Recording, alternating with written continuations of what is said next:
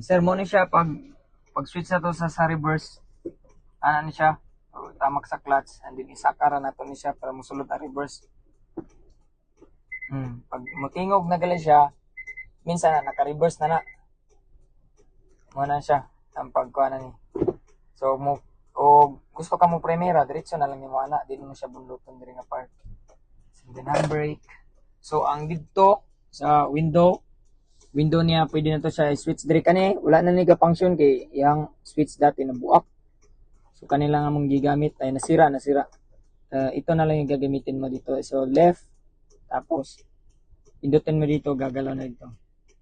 Yun, up and down. Then sa right side, ganun din. So i-hit mo na lang dito nga part is right. Tapos gagalaw din dun.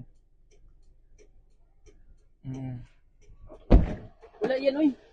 Asa man dito? Ikaw biyato ka gapon.